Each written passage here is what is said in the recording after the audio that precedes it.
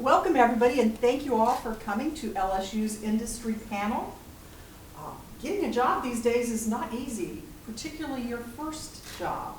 So we have 4 great panelists that are going to give us some tips and some great ideas about their careers and how they got where they are, and things that you might do to help improve your chances when you finish college, or whether you're in between positions now, but they're going to help you out. So let me introduce our panel. First off, we have Ilya Brodsky. He's the co-founder and CEO of Pine Biotech, which is big biomedical data and analytics. Next we have Christian Holdsworth. He's the Scrum Master at DXC Technology. We have Blake Gonzalez, High Performance Computing Scientist at Dell Technologies. And then we have Josh Saunier, Director of Emerging Technology Practice at CGI Federal. So we have quite a few industries represented, and I hope that you'll be able to ask some questions. We have some prepared questions, and then we'll open it up to the audience. So start thinking about those questions. And I'd like to start by asking each of you to introduce yourself in a little more detail. Tell us where you went to school, what your major was, your career path to get where you are, and maybe describe what you do at your position today. Let's start with Ilya.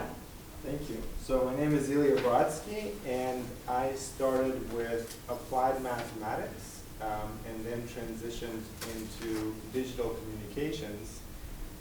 That was in Israel some time ago. And the way I got to the position that I'm in now is that I started off with a few of my own kind of startup ideas that I had, developed them into semi-successful small businesses, and realized that, probably my gift and my talent is not in the subject matter.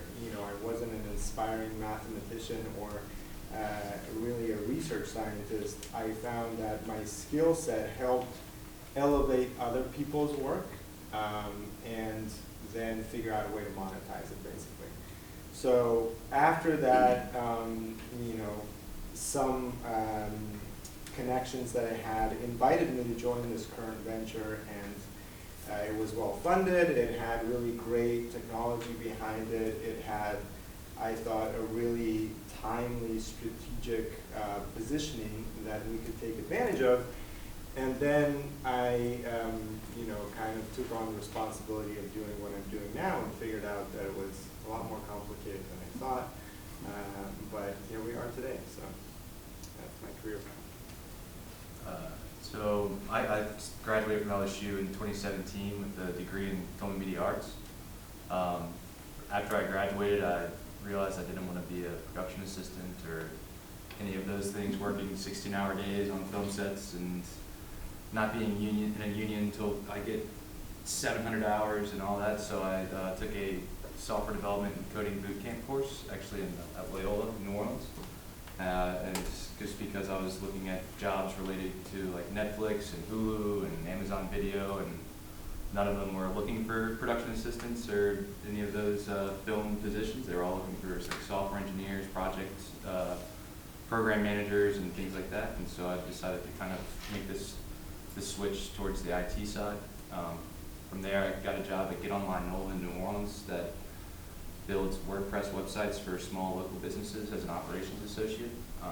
And then after that, I got my during my time there, I got a Scrum Master certification, and I applied to DXC and started working there in October of last year. And so I've been going through that ever since. I'm Blake Gonzalez. I'm an HPC, high performance computing, so I'm an HPC computer scientist at Dell Technologies. My current role, I've been at Dell for about 10 years.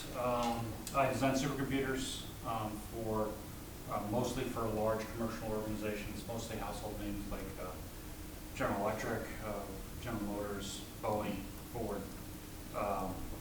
Goldman Sachs, Morgan Stanley. And what I do for the last 10 years is really get with the engineers. I have an engineering background, I'll tell you that in a second, but I sit down with engineers and scientists and work on designing supercomputers to actually meet their needs in terms of runtime and efficiency. I actually designed SuperMike 2 that was installed 7 or 8 years ago here at LSU. And that was actually one of the highlights of my career, was to be able to design something into my alma mater. So I started out in aerospace and defense. I got my degree in electrical engineering from LSU, and then I got a master's in computer science from Colorado State. I currently live in Salt Lake. I'm glad here for this, so it's good to be in Baton Rouge. This is home for me. That's in the family. So career path, I spent a lot of time. I started out working pretty early. When I was 15, I got a job here working in Baton Rouge at Power and Control Systems. Worked for 5th Generation Systems here in Baton Rouge, which is I'm sure none of you remember that company. But some of the guys up here might actually remember it. So I worked for Exxon here locally, and then I went to work for, my first 2 years, I went to Mississippi State for our undergrad and then came to LSU. I worked for Texas Instruments Defense Systems in Raytheon up in Dallas. And then for the preceding 10 years before Dell, I worked at Morton Protocol out in Utah, working on the space shuttle program, designing, helping design solid rocket boosters for the space shuttle and other ICBMs and such. So most of my career has been very technical. For the last 10 years, though, I'm on the vendor side, and it's great to be able to help other companies and contribute. For instance, just pick GM, for instance. Instead of crashing cars, physically we're crashing cars in the computer, and it's really a safety issue that they're trying to fix, and being able to contribute to that in society is pretty nice. So that's about it. My name is Josh Saunier. I am a director in the emerging technologies practice at CGI, and I head up a team of data scientists, software developers, and cloud developers and architects. And we do contracting specifically with government agencies, developing models, or migrating existing technologies into the cloud, things like that. So we're always looking for data scientists and technical people, as well as functional people. I'm excited there's a Scrum Master on the panel, because if you've never worked on a team with a Scrum Master, and you might not have in academics, it's a whole new world, and it's great. Functional members on teams are great. Excuse me, getting over a cold, so I'm going to probably cough a little. I started off as an undergrad working in general relativity, and I thought at the time I'd found my true love. I was going to spend the rest of my life with a notebook and a pencil, a snifter of cognac in front of a roaring fire, and solve some really great mysteries. But very quickly realized there's an analytic side to that, but a lot of it ended up being algorithm development, because you have to force computers that don't want to work that hard to work that hard for you. So you end up doing a lot of programming. And then moved into graduate work in general relativity, and my advisor passed away, and no one was willing to take on the project because it was computationally intensive and didn't fit into funding budget, into the budgets for that year. So I moved into applied mathematics and took the existing math I was working on and applied it to fluid dynamics and nonlinear optics, and was able to shift over and finish in applied mathematics. And where was this? What This was at college? UL. Okay. Yeah, and so a lot of the work, because like the developer's dilemma, I was very lazy, and so I wanted to automate things. I wanted to speed things up, and I didn't want to interact with manual config files or manual data sets. I wanted to have all that handled in some sort of repeatable way for me, so that I could focus on the underlying patterns in the data. And so I sort of wandered into software development like that. But then I graduated and started doing R&D. I was an R&D physicist for Baker Hughes for a number of years, generating IP for them, doing fluid modeling, digital signal processing, things like that. And the techniques that we were using ended up later being sort of romanticized as data science. But all of underlying math is identical. So I then became the Director of Technology for LIGHT, the Louisiana Immersive Technologies Enterprise, which was a state-funded incubator. And what we did was bridge technical gaps that startups had. They would come in, we would consult with them, and then I would assign members of my team, or I would cover some technical deficit that they had, and we were a service of the state. We didn't get points in the startups or anything like that. We were a service of the state. I was then recruited to a BI and analytics company in California, and I developed for them for a number of years, building out the back-end analytics engine for their BI tool. And then I came to CGI, and like I said, head up a team doing a lot of those same things. And what does CGI stand for? Consultants for Government and Industry. That's the English version. The French version is CGI, but the translation is not CGI. It's basically consultants to government and industry. It's a Canadian company that has an American-owned subsidiary, CGI Federal, which is the company I work for, so that we can securely contract with government agencies. How many of you have heard of CGI before? A few. Dell? Yeah. Everybody knows Dell. DXC. Do you know what DXC does? Chris, tell them what DXC does. I guess we're kind of similar to CGI, a little bit less focused on government agencies though. We focus mostly on digitally transforming Fortune 500 companies. So moving them to the cloud, we build applications for them. We can move applications from on-prem to on-prem. I've seen projects that deal with building an application for Formula One racing, so you can follow the car around the track. We're an end-to-end IT services company, so really anything can come into our doors and we can kind of take it on. The DTC, or the Digital Transformation Center in New Orleans, is essentially going to be a center where they bring software developers, data analysts, SecOps, DevOps, and we are capable of building, migrating, enhancing applications and software that help companies digitally transform and kind of come into the 21st century with a good plan. And Pine Biotech. Ilya, what does Pine Biotech do? So Pine Biotech is essentially applying data science to biological and biomedical problems. And so what we offer is, first of all, a platform, but then also customized applications of a variety of bioinformatics algorithms to new challenges ranging from virology and infectious diseases to applications more in the diagnostic medical domain. And we are particularly interested in the integration of a variety of these very different types of data, because if you come from a biology background, your understanding of the data is primarily from experience.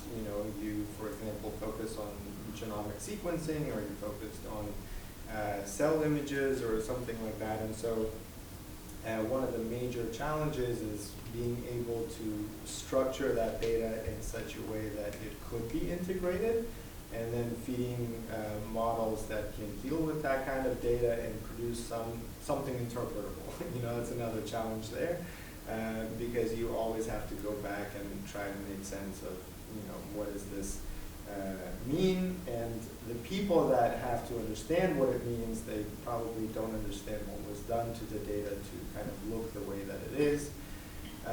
So several applications that I'm excited about are models of spread and progression of infectious diseases, where you can, in a very detailed way, understand how disease spreads between organs and ends up being deadly or not deadly, for example, as well as different applications in the more practical kind of diagnostic space, like biomarker development and design and things like that. Thank you. Let's get you guys involved for a little minute here. So these gentlemen will know who you are. How many of you are, we'll say, first, second, third year students here here at LSU or another college? Raise your hand so we can see. Okay, how many seniors do we have then? Fourth year? A few. Any graduate students? A few graduate students. Faculty? A few faculty scattered in, okay. I suppose that did I leave anybody out? We have some administrators. High school students, hi.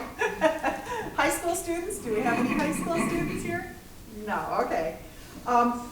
Then what areas are you in? How many of you are in computer science? Okay, how many in, we'll say, chemistry? A few. Physics? A few more in physics. Biology? That was one I had in this one. Oh, quite a few in biology. Engineering, how many engineers, budding engineers do we have? Quite a few of those too. Any other majors? You want to yell them out? Forensic science. Forensic science, okay. Law, Law? mathematics. Oh, how can I forget mathematics and statistics? Anybody else mathematics and statistics? Sorry, how did I forget that? Anybody else I missed? Geography. Geography, okay. Digital media? Got some people up here. Okay. And So, you got a high school student on the back. I think you didn't see. oh, You got a high school student. oh, a high school student. Oh, so we do have a high school student back there. Okay. It's kind of dark back there, so I probably didn't see you raise your hand. Okay, let's ask the panelists another question then. How is work in your industry different or similar to the academic environment? So think back to when you first moved from college into working in business and industry. What are some things that surprised you? What are some things that maybe you didn't feel prepared for, or something that you really, was like, oh, college was spot on to introduce me to this in the business world? Let's start with Josh. A huge difference for me, besides the fact that people were not as interested in the underlying mechanisms of a solution as I was just how projects work. Excuse me, when you go to work for a company, they have a very specific project structure, and it's going to drive forward with or without you. So learning how that company does its projects and being able to deliver those things on schedule is critical. In school, as a graduate student especially, it's possible for a semester to just sort of evaporate. And you've made some progress. Your advisor maybe wanted more progress, but you did some. It's a very difficult problem. That doesn't happen. It can, but it's not supposed to happen in an industrial context. So that was a big, it was an interesting problem that I encountered when I first started after school. Was it's fun to go down a rabbit hole on some problem, but at the end of that, there has to be some deliverable. And so that tight schedule, repeated deliverables, that was a big change from academics, especially grad school, because you have one big thing you're shooting for, and it's the signatures on your dissertation at the end. That's what you want. On industrial and commercial projects, every 2 weeks, for example, there's a working version of something, and it has to be done. So learning that can be a culture shift.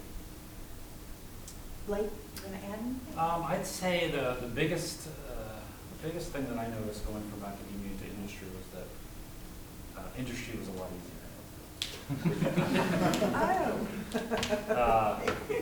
Industry, and I guess also because you get to focus in on what you want to do, or what you're interested in, or what you're good at. Sometimes, not all the time, but you get to kind of make your own way, and you get to find out and understand the things that you want to help society with, or such. So I found, academia. I've got an undergrad and a master's degree, and both experiences were actually quite different from each other. One at LSU, one at Colorado State. But in the end, working in industry is a lot more fun, a lot easier, I think. So, I think back to my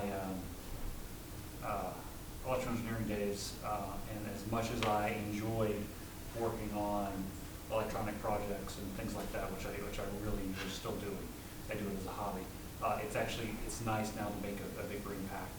And to his point, deliverables. Actually creating something.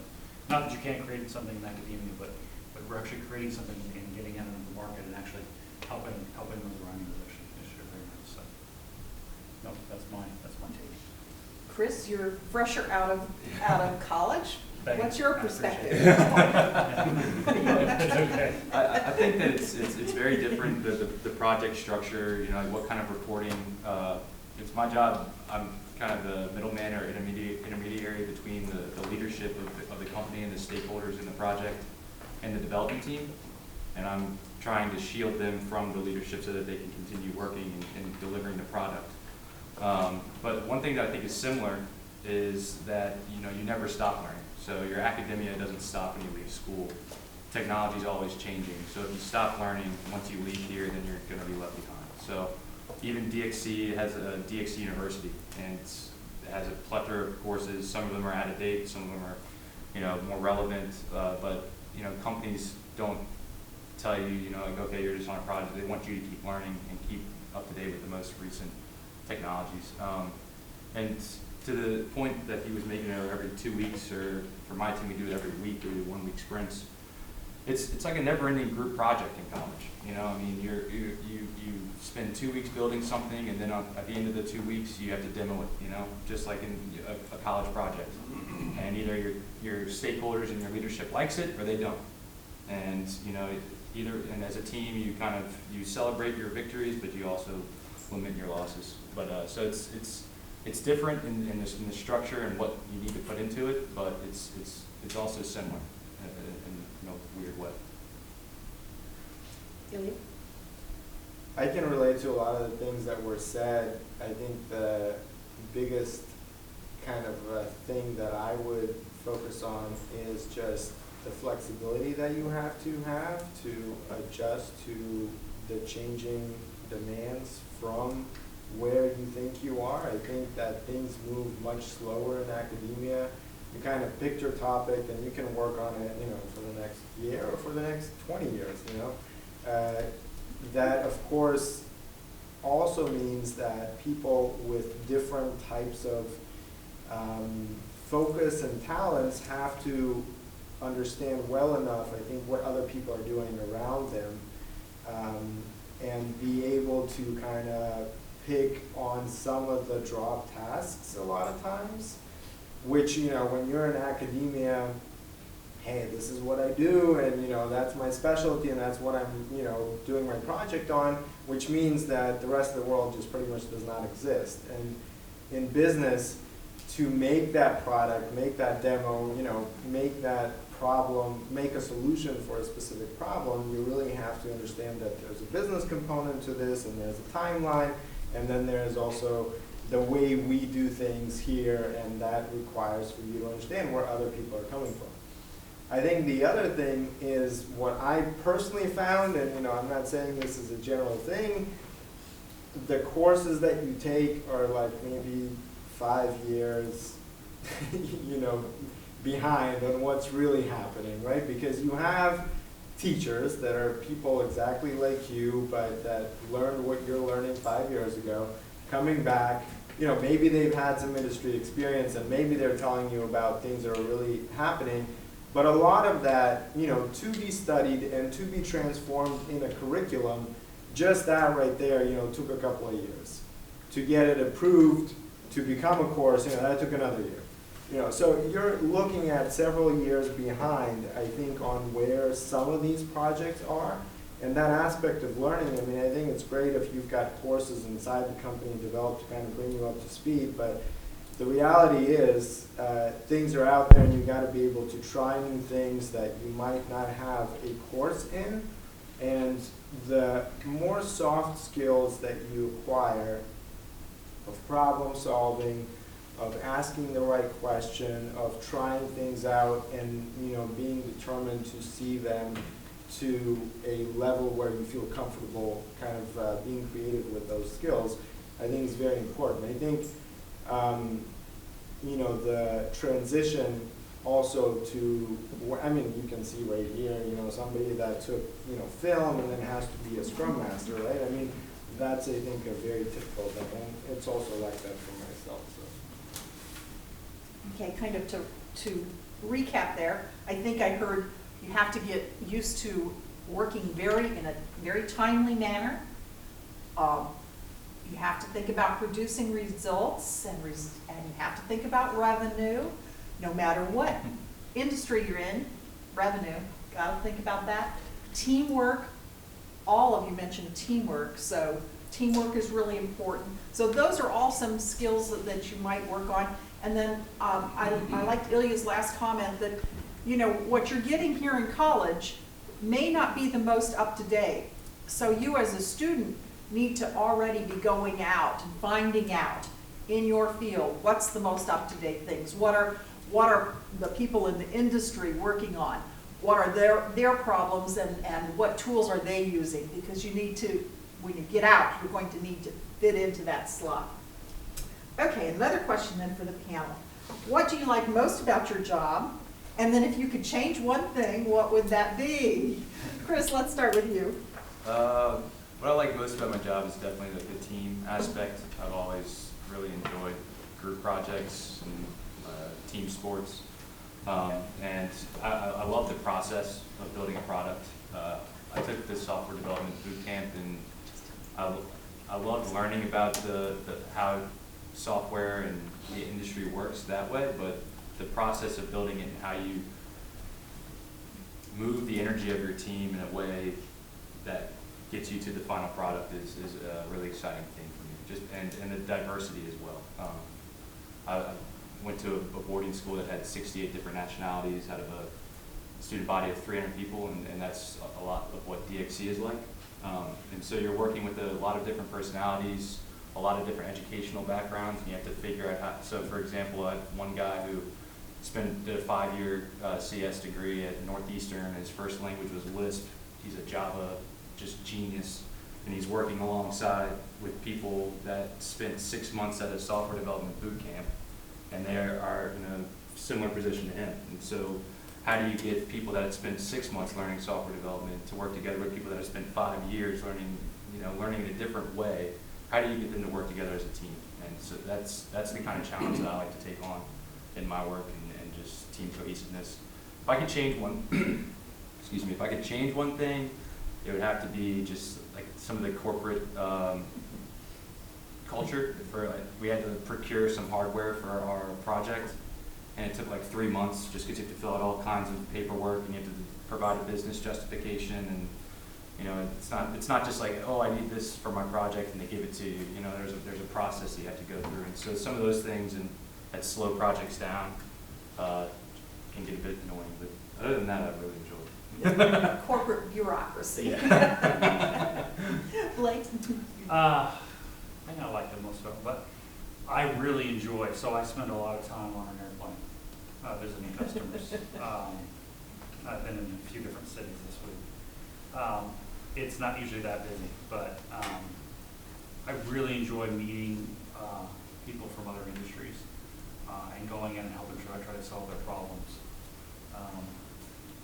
It's very, very fulfilling to be able to provide a solution, to architect solutions for customers, and to have them, whether it's create safer cars or create cures for diseases, or make sure your phone, when you drop it, it doesn't break.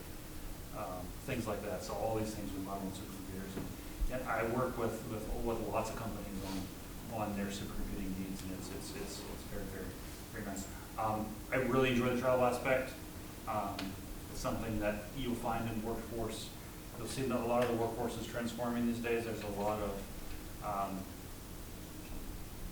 if you can find a work job where you just have to get your job done, just get your job done. It doesn't matter if you can build the trust, and they're like, just go do your job. Well, it doesn't matter where you do it, as long as you can get it done. So I actually work from home, sort of.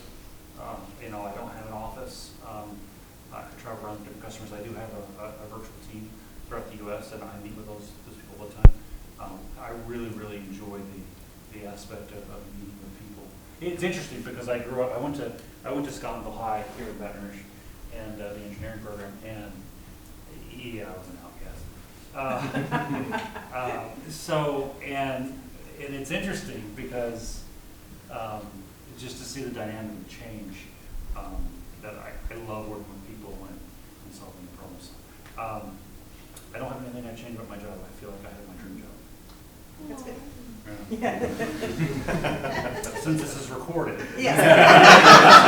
For the record, I love my job. Yes. No, but I really do. I really feel like I have my dreams up. Now Josh is going to tell us that he loves his job. The only person in this room with a better job. The thing I like most about my job is I've always taken, whether it was modeling or modeling data or programming, I always take it very personally, and I feel like the data has a grudge against me, and it's my job to take the data's lunch money and get something from that data that it didn't want me to get. Wow, were you in high school with me? 'Cause- Sorry. No, it was definitely I was the smallest person in my class until I was a senior in high school, so I was not taking the lunch money. But anyway, and so I'm in a position now where the work that I do involves, in my case, government agencies coming and saying, we have all this data, can you help us get some insight into this data? And so I get to unleash my team onto this data and not only figure out what's happening in the data, but build a pipeline for them, work on their ingestion and cleaning, all those kind of things, so that they don't have to worry about that. The data that they have and are continuing to get is now integrated into models, and the insight that they didn't even know they could use is theirs in real time whenever they need it. So finding patterns in data and making that available to stakeholders is something I didn't know I loved until I saw it happening years ago, and now I know that's what that's called. I always call it taking data's lunch money. But it's actually uncovering actionable insight for stakeholders and turning that into revenue for stakeholders. You know, And- can I say something Yeah. about that? You know, we do a lot of, you've probably seen AI and machine learning and deep learning and all these other things. And at the end of the day, you can power the AI and the deep learning and you can get the computers and spit out answers, but there's still a big human element in it, and that is finding the patterns in the data. It still takes a human to really do that, and that's a really special skill. And if you have that, harness it. So anyway, that's very, very cool. Absolutely, and at some point I want to talk about, like, when transition from academics into industry, something I see, I'll mention it now if it's not the right time. Okay. Exactly what he's talking about. It's what I see a lot of is someone with AI experience. I'll see a dream resume that says, I have Azure experience with machine learning workbench, operationalizing models. Perfect. Tell me about one. And what they actually have is they can get the data into the model and output it. But they have no understanding of what's internal to that model and how to interpret it. That's a difficult thing to bring into a meeting. An easy thing to bring into a meeting is someone who can do that and can say, and here's why this model is going to help you. I have a friend who no longer is in the industry because his dream came true and his company got acquired. His bottom line now is the days of selling a technology are over. I have a machine learning. Okay, great. You have a machine learning. I don't know. And how do you sell that? That's not what you sell. Now you sell this extra information to a client. This is just a technique we use to reach the goal that you want. We happen to know it's a model that we have on an endpoint in Azure, and your website touches it. They may or may not be interested in that, but being able to explain to a client why this is important and understand problems when they pop up.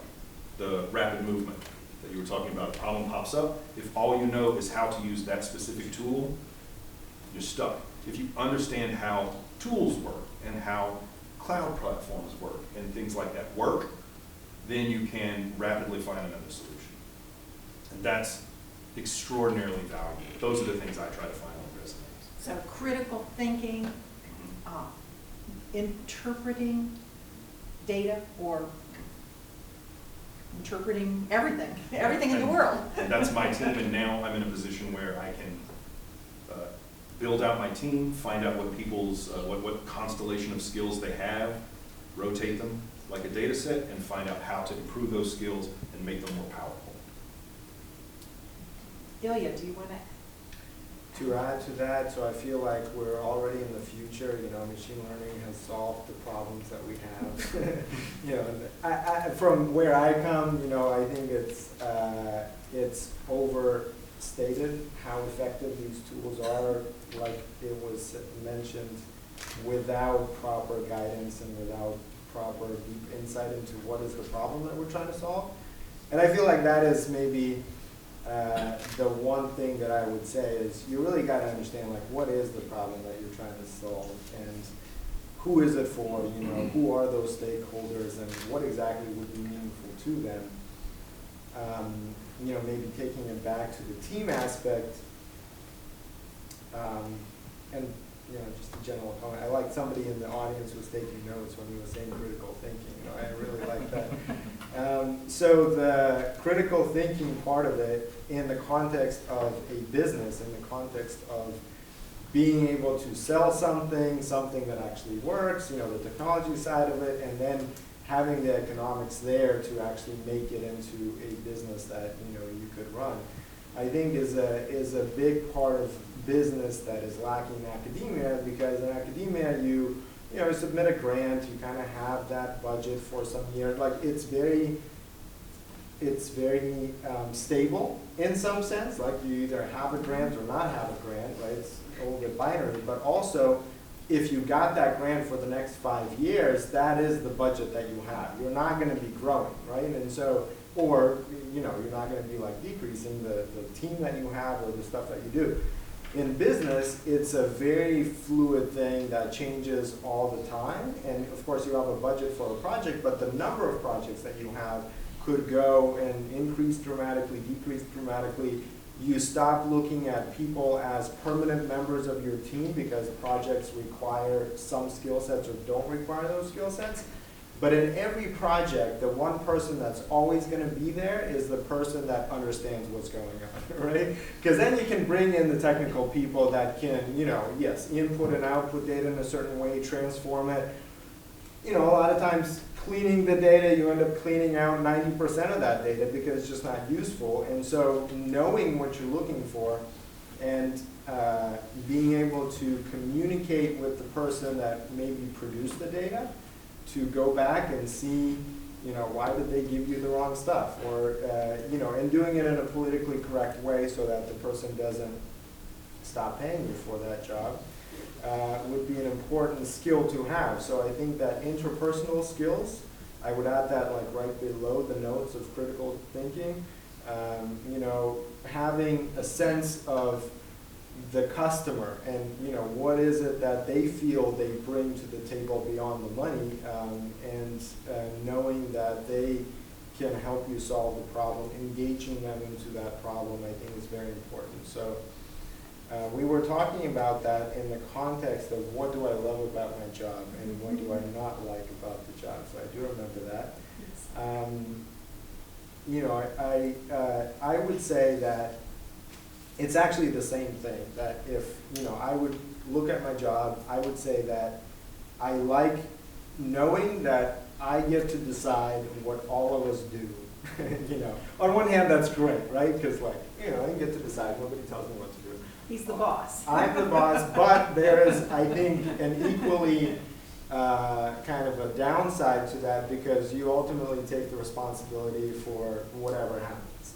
And in our team, the most challenging thing for me is that we have an academic team that are researchers that, frankly speaking, do not care about the research or the money side of the business.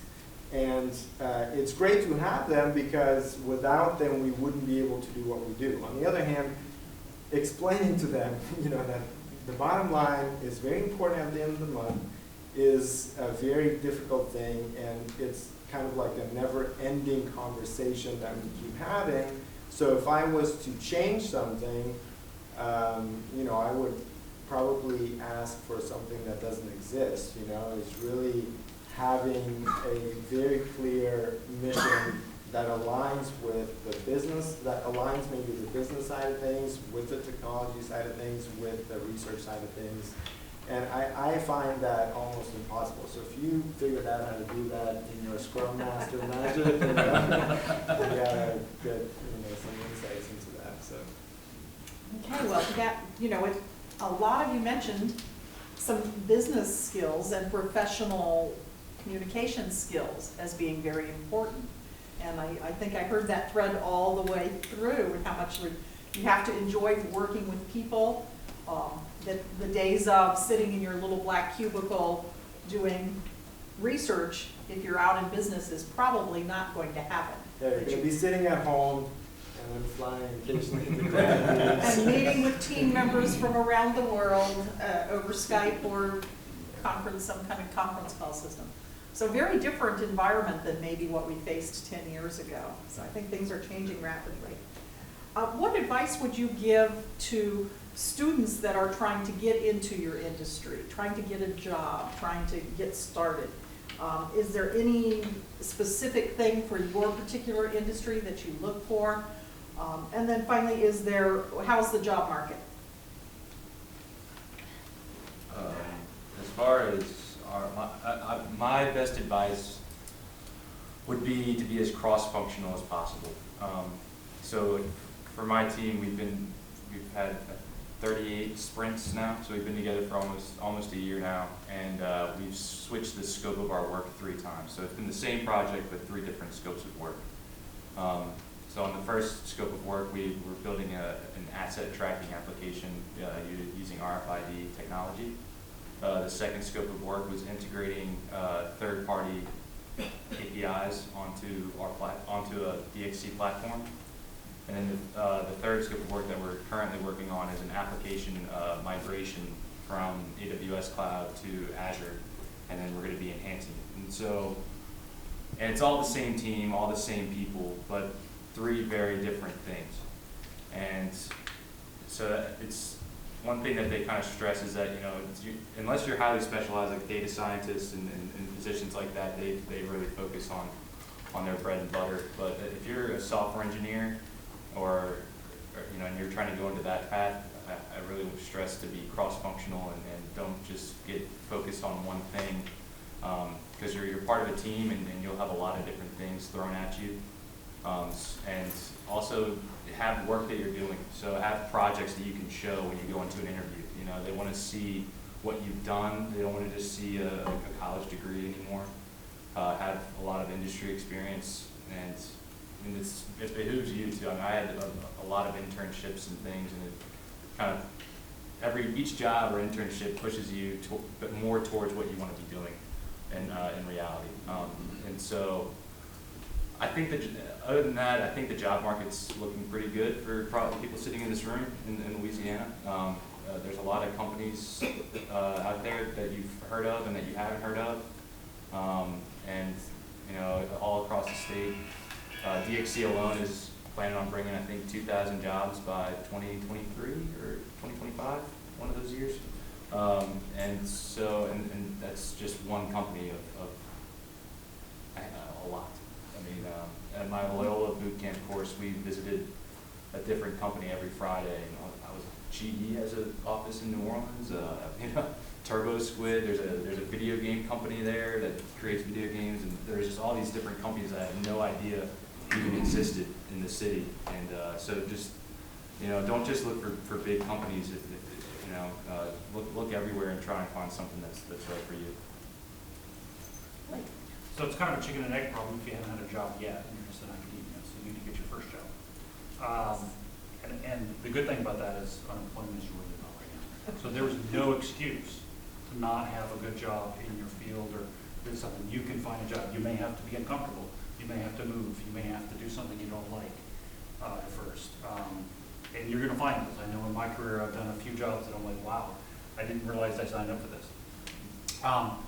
I was a freshman at Mississippi State, and a couple of my friends, were like, "Hey, come to this little seminar thing," and it was a panel for students who were going to start co-oping, and I didn't even know what I was getting myself into.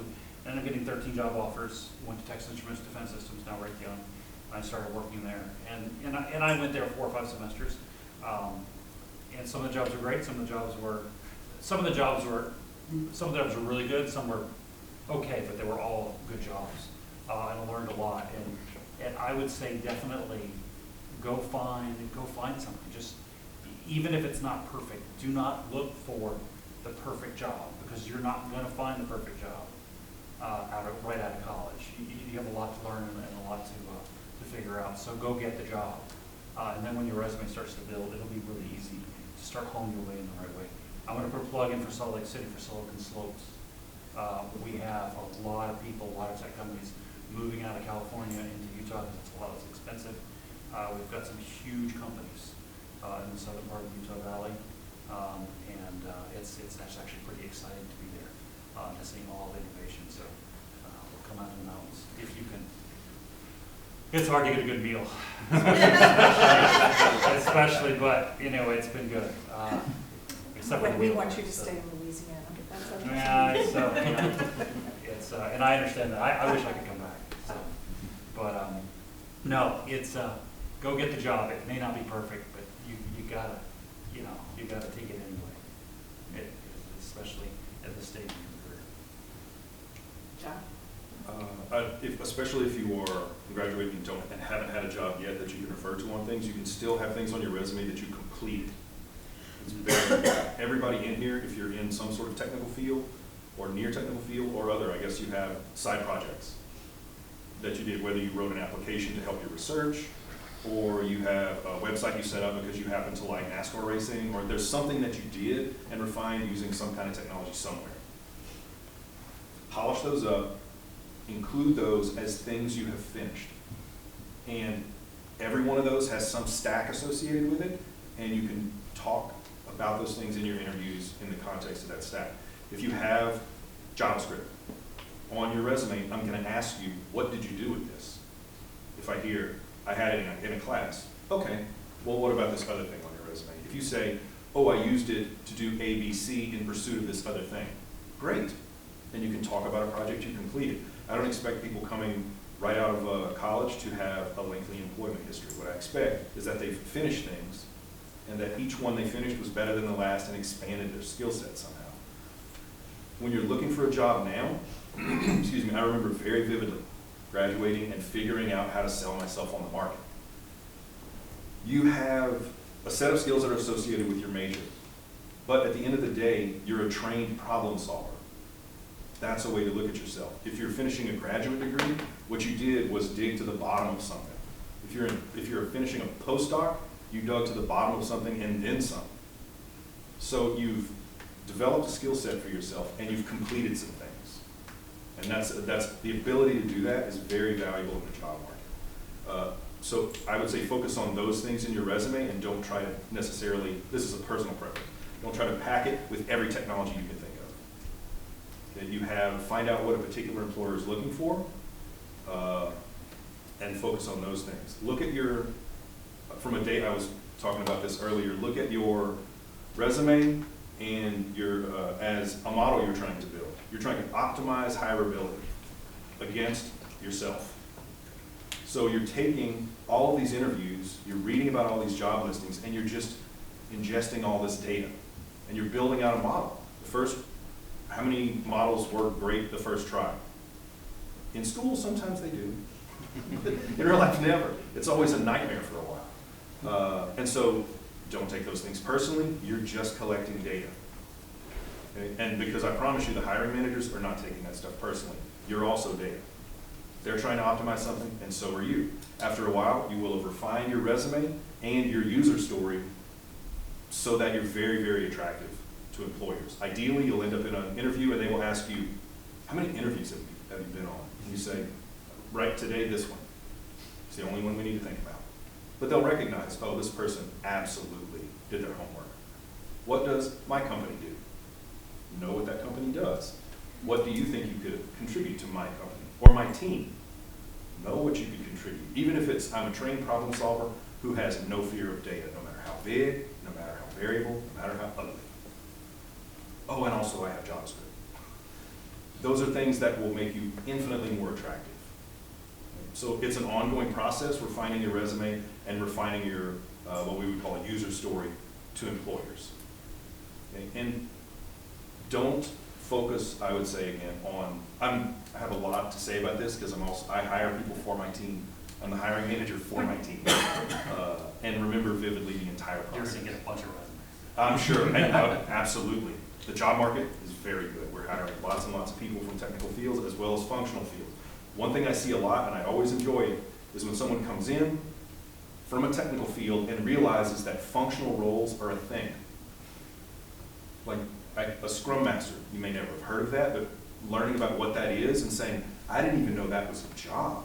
Are you the person in group projects that can do the technical work, but ends up being in control of all the logistics, and every group project you're on ends up being faster, better, stronger, because you're just there handling all of that? That's a functional role. That's incredibly valuable, and you can do just that. Finding out that those things are possible is a big step forward in jobs, and that's probably not your first job. You're probably gonna go through a few jobs and say, I love it when this person is in a project. Why? Oh, they do A, B, and C. Is there a role that does that? And finding out where it is that you fill in these things is like rotating yourself like a data set. There's an axis of symmetry I can exploit. And it's gonna happen on your resume, it's gonna happen in your skill set. As long as you're putting in the work, it's not just gonna happen. Like papers don't write themselves, data doesn't clean itself, none of that stuff happens without you. And it's a mountain of work, but it pays off. After several jobs and refining the whole process, you end up in a job that you can honestly say is your dream job and you wouldn't change it. Yeah, my job, my dream job, I didn't know existed. It just found me. It's like, oh, wow, that's a thing. I want to do that. Yeah, how do I do that? And you start to migrate in that direction. And teach yourself in that Yeah, direction. Just pick absolutely. up the things you need for that. But I heard very clearly you need to tailor your resume for the company and the position. I heard that you need to be doing projects outside of college. Things that you can say, I took this that I learned and applied it to my hobby, or a hackathon that I went to, or some other fun event, extracurricular activities. Extracurricular activities are important because they show how you have used some of the skills and knowledge that you've learned, and also that you can complete something on your own. So, if I didn't complete it because the professor told me I had to complete it, I did something on my own and was able to complete it. Did I miss anything else? Ilya's going to talk now, so maybe we can add some to that after we listen to Ilya. I mean, I think that I can't really advise you on how to get a job. I've never done it properly, haven't really attended a lot of interviews, so I think the perspective that I would bring, and it's something that's definitely not for everybody, is that sometimes there is no perfect job out there for what you want to do, and that's okay. You don't have to force yourself to work for somebody else. You can go out and you can create that job for yourself. And I think today, because of the international and the online, marketplace, that's easier than ever, right? You don't need to set up a physical shop or anything like that. You can just go out and start something and make a lot of money, and you can do exactly what you want to do if that aligns with what somebody else wants. So I think that beyond just selling yourself as a bunch of skills that could fit into somebody else's plan, the plan part is what I would prioritize. If you've got a plan on how to take your idea and make it into a functional business, working on that plan, maybe your college years are like the perfect time to do that, because you don't have to worry about running somebody's plan and kind of the details of that. So how to do that? I think the only way to do that is to talk to a lot of people that you think might be interested in what you have discovered. I don't think you necessarily have to be that original. There's maybe an overemphasis on how original your business idea should be. It doesn't have to be that way. For example, I am pretty sure, I'm not 100% convinced, but I think that what we do is what a lot of other companies do out there, but we are the only ones in probably, I don't know, 200-300 mile radius. And we are the only ones that are doing it exactly the way that we are doing it. I think that you don't necessarily have to be the expert in everything that that thing does. So finding the right team and bringing them together and uniting behind a vision that works. Not necessarily, you know, in academia, I think you kind of have a person that has figured stuff out, right? And he's your mentor, and he tells you this is how we're going to solve this problem, and you, or she, and you follow that person. A lot of the reason why you follow that person is because you recognize that they have done something impactful, right? They have a status in that field. And in business, I think status matters much less. You can have somebody who's not that bright, who's not that original, but has figured out the mechanics and really follows that and knows how that operates, maybe almost intuitively. They can't even explain how that works, right? But because they have, and they've got the money, and they've got the technology, and they've got the team, you can follow that person. And following that person, you know, maybe that person is you. You figured out the mechanics. I mean, I know of a business that pretty much started by accident when you figured out how some funding mechanism works, and that's the only thing you understand, right? But then you're like, okay, to make this work, I got to bring this piece and this piece and this piece, and I know these guys because they're studying, you know, with me in this class. You know, they can just do that kind of stuff.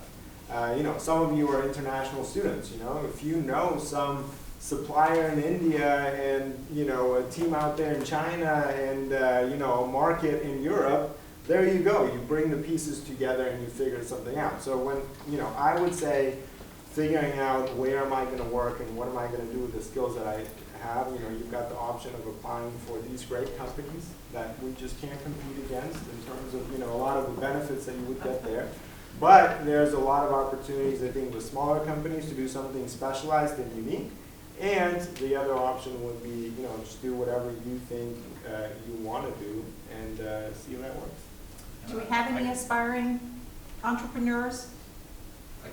I can add to that. So I actually invented my own product as well, and sold it. I sell it, and it's just a little keychain that holds on to like the dongles that iPhones have now, since they don't have an auxiliary jack.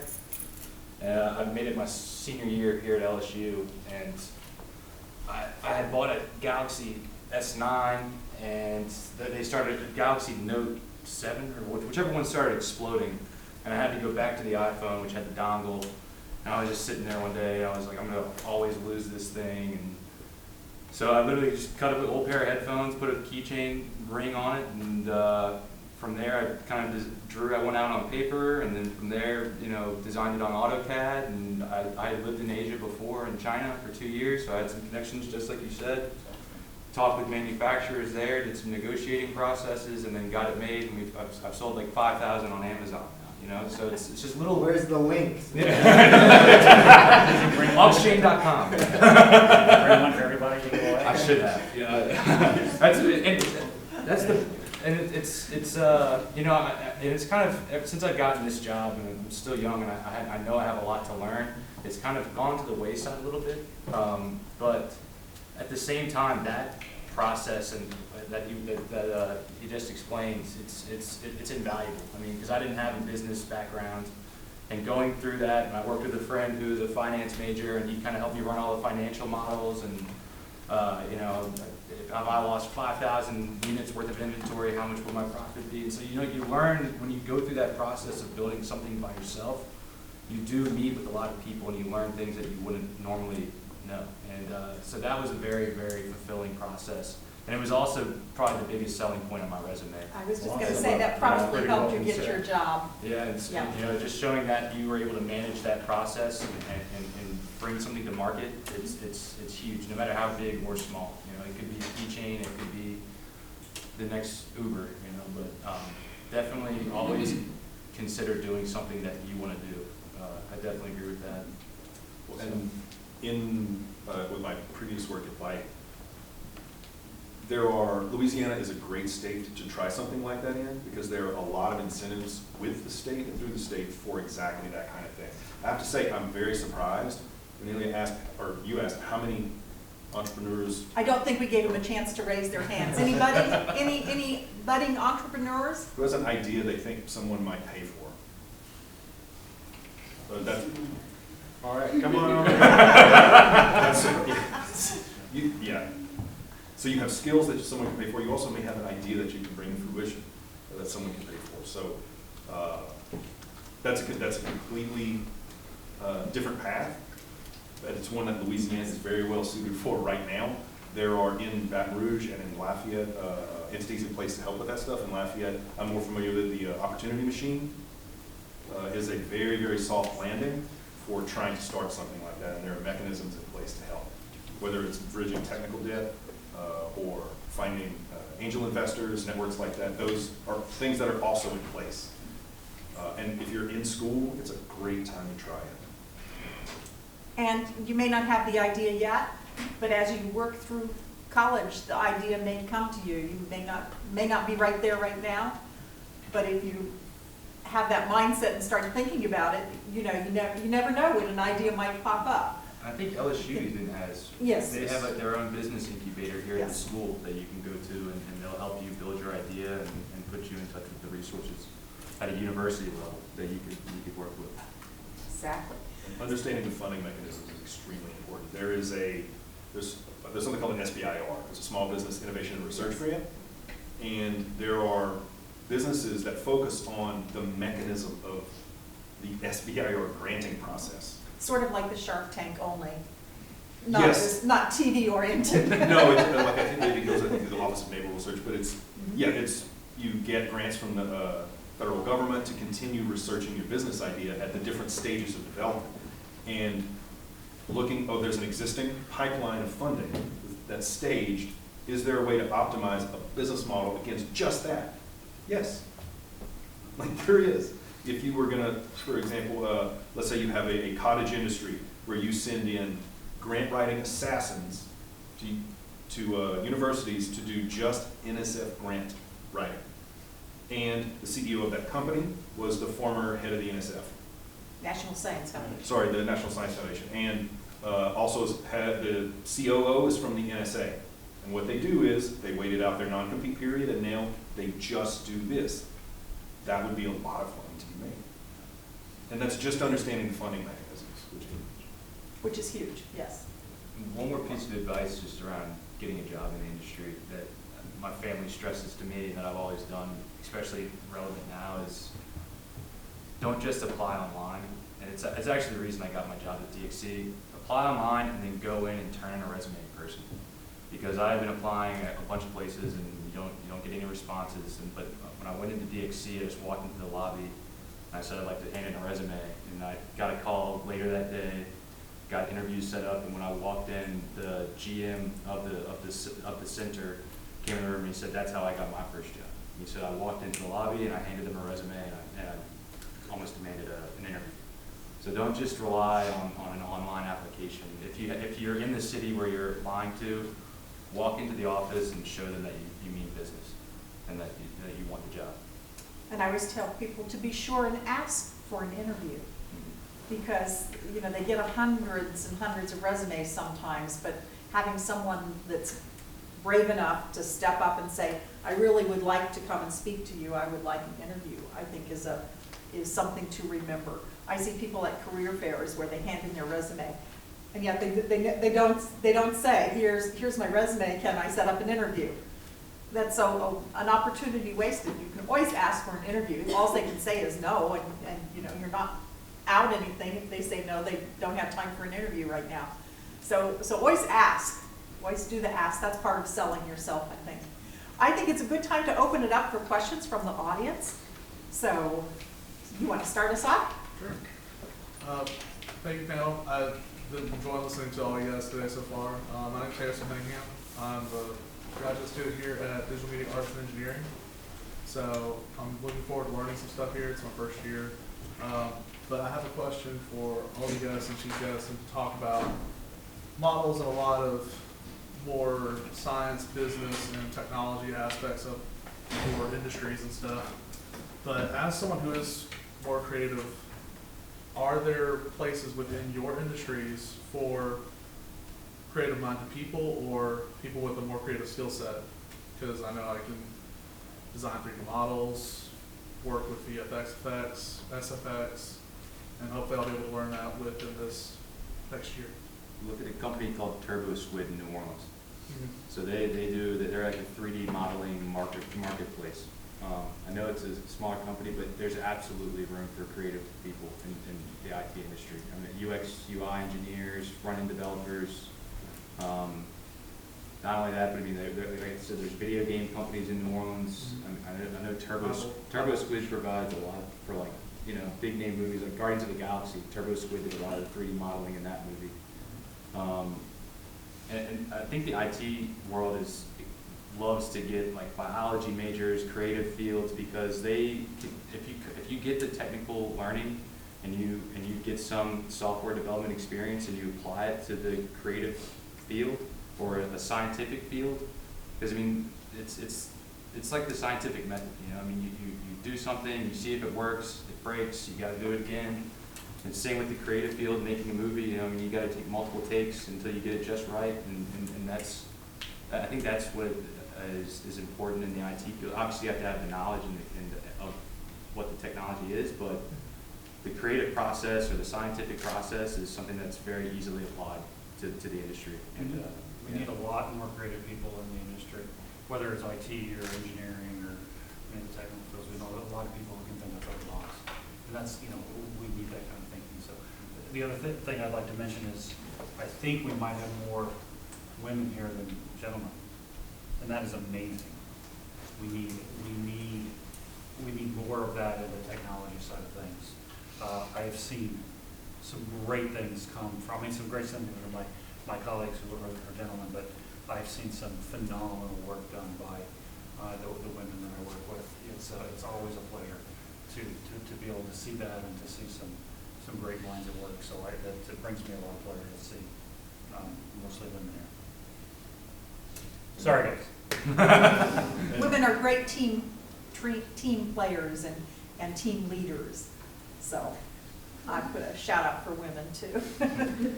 For creative, whether it's your personality is creative or your major is a creative field or a non-technical field, there are companies, like CGI, for example, has 70,000 plus employees all over the world, so there are entire divisions dedicated to things like, just for whatever it is that you do, probably. One of the riddles you have to figure out is what a particular industry calls the thing you do, or the set of interests you have, what they call that.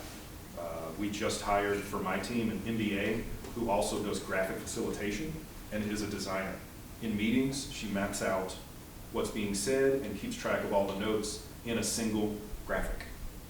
And that gets logged with every other document from the meetings, and so that if there's a question about something that happened at any point in the development process, there's an image of that meeting that everybody can refer to. And I didn't know that that was a thing. But she suggested that, and I said, that's a really great idea. And so we talked about the idea. I said, please do that in every meeting from now on for our team, and it's starting to spread in the company. But what happens, you do an interview, you're a creative mind, that gets noticed, and your resume in our company gets passed around.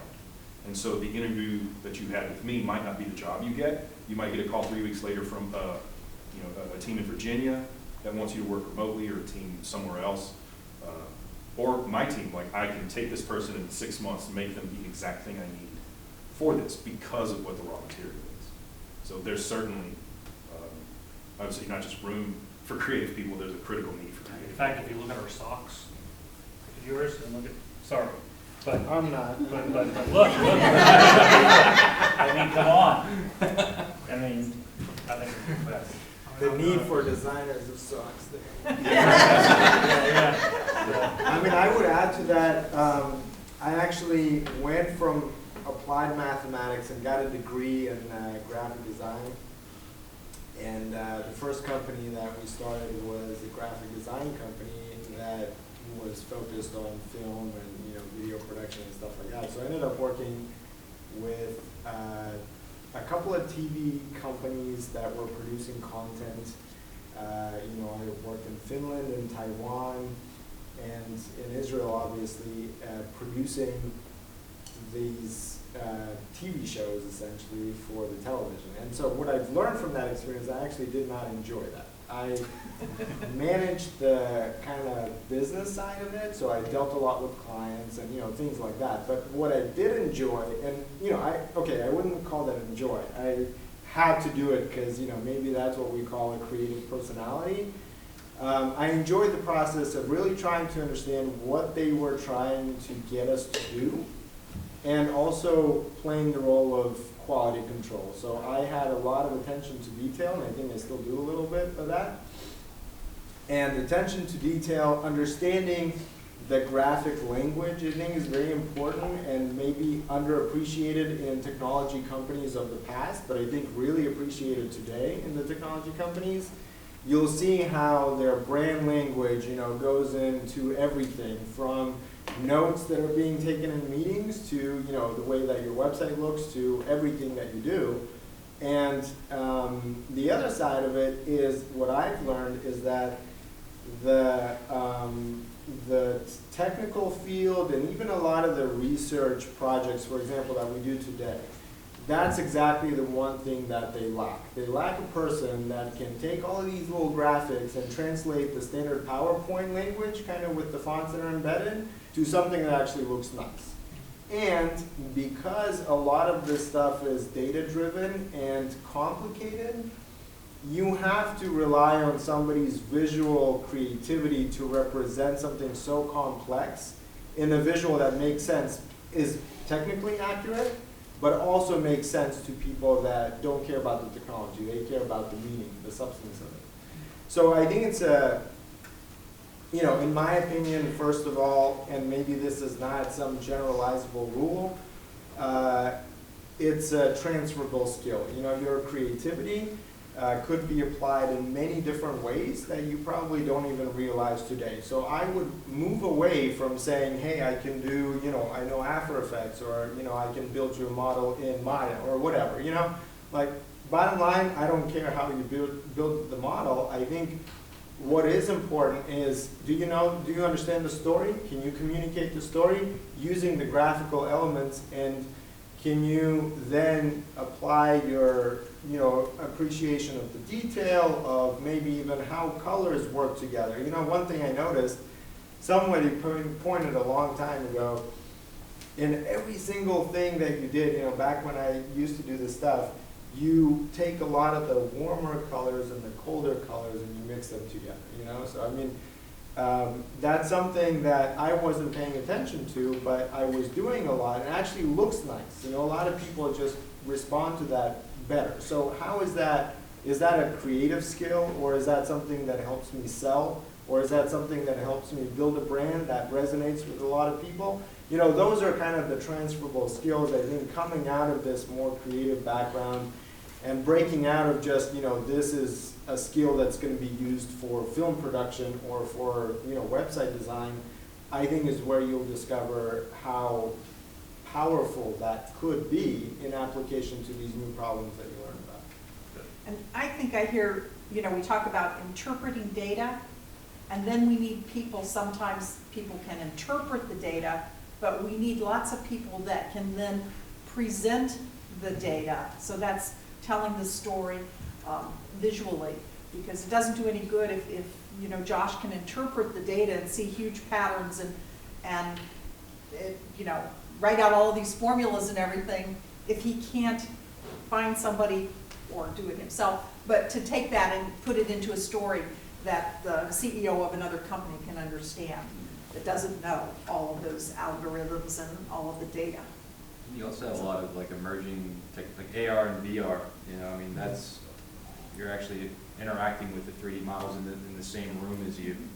And so you have things like that that are coming out. So I think that creativity and the skill sets that you mentioned are only becoming more and more. One of the questions, I don't think we're going to get to it, that they were going to ask on the panel was, what was one of or what elective or what course was I was gonna try to get to it. the one, and I'm just gonna bring it up, but I went through my old transcripts in preparation for this, and I know.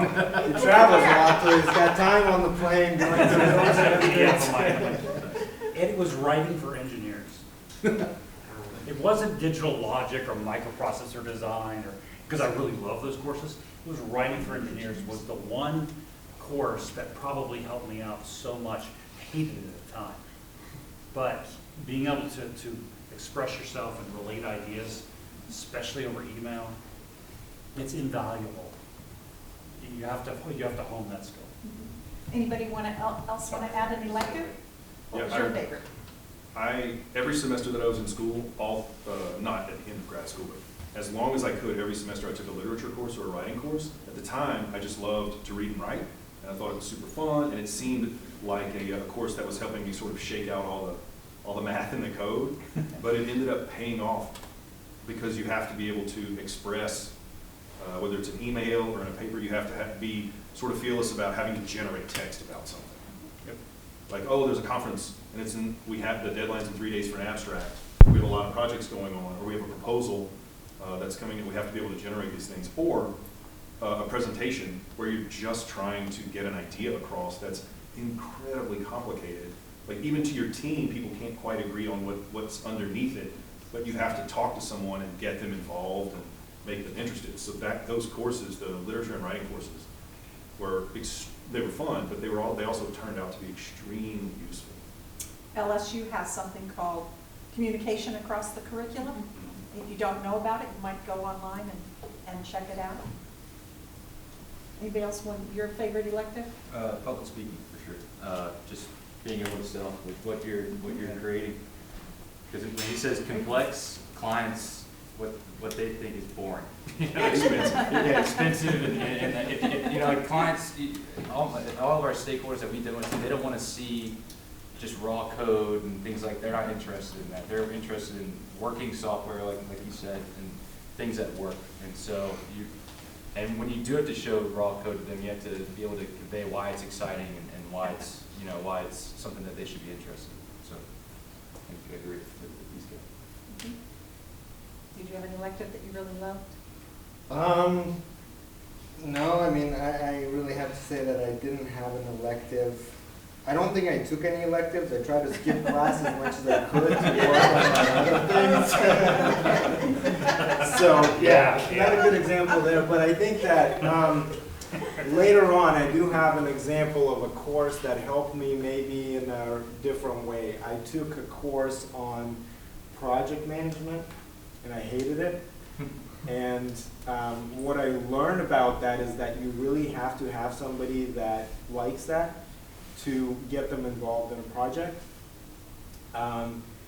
And that I'm not that guy. So I think that, learning about different things and then maybe, knowing what to look for is, in my case, that was the use of that. And so I think electives as courses, anyways, I'm just going to stop right there. I didn't take enough of that to really give you something good. No, I think those are all really good ideas, and I have one. I took a course called Organizational Behavior.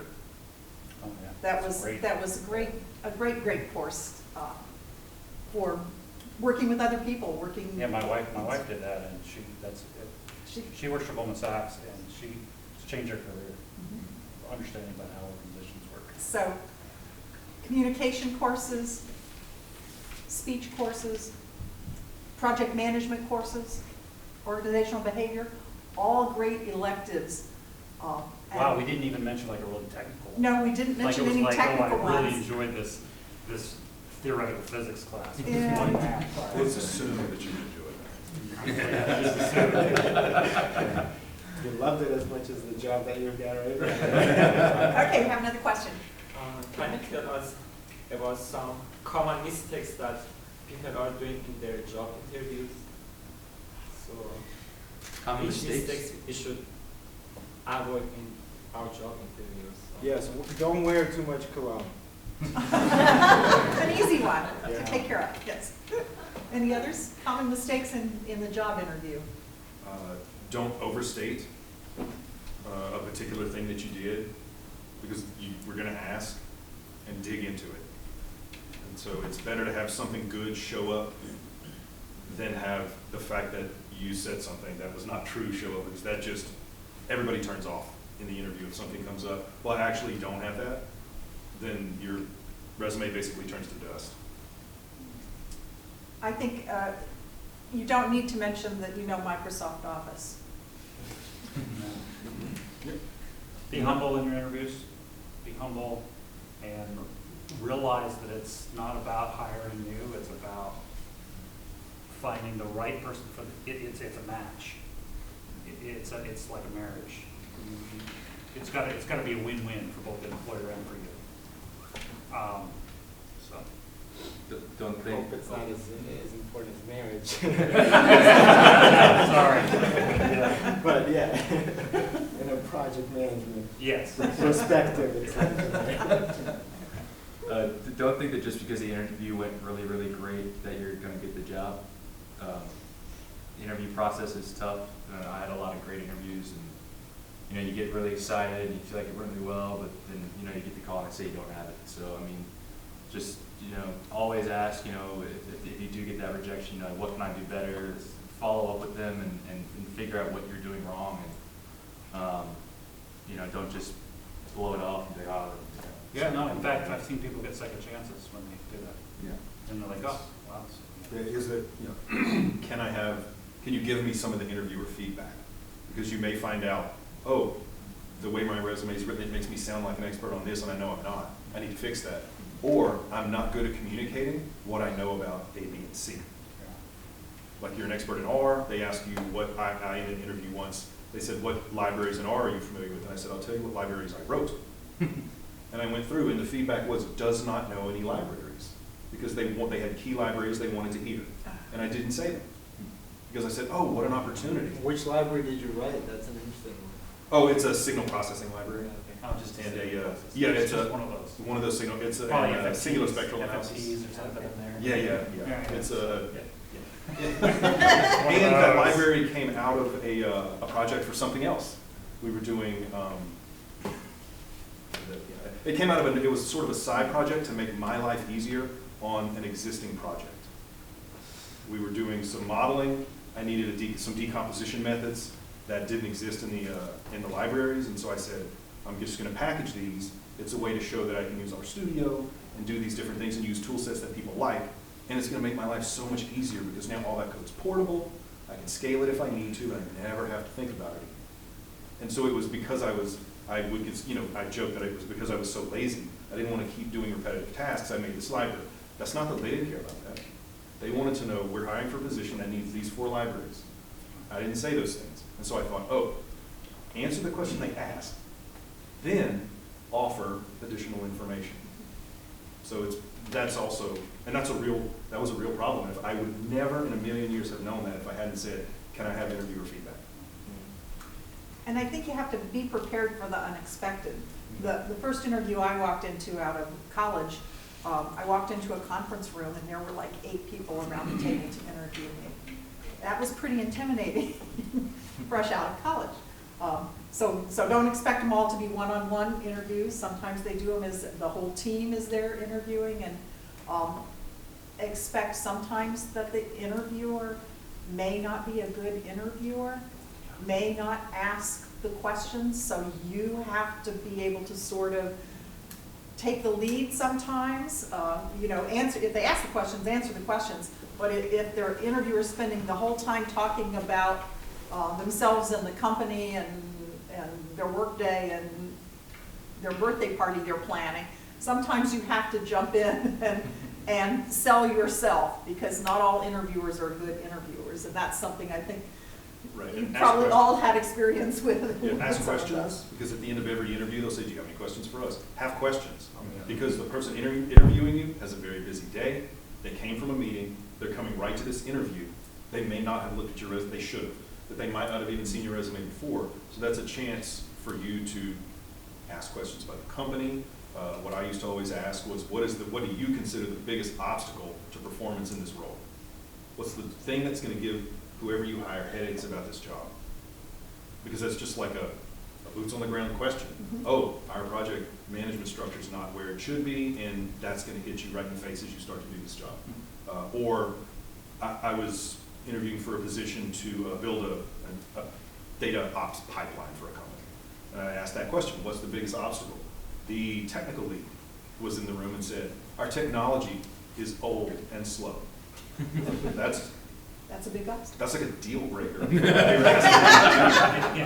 Yeah, we want you to be a professional driver for our company. Great, what's the biggest obstacle? We don't know what cars are. That's tough, and so that's something you wouldn't have known until you accepted the job, you moved to another city, you got a house, your whole family came with you, and you discover this company's not ready for what they're asking you to do.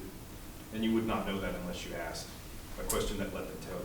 So I would just add to that that is maybe the, what I'm kind of taking away from what everybody's saying, is that really an interview is a conversation. It's not just you coming and selling a product and your goal is to get a deal.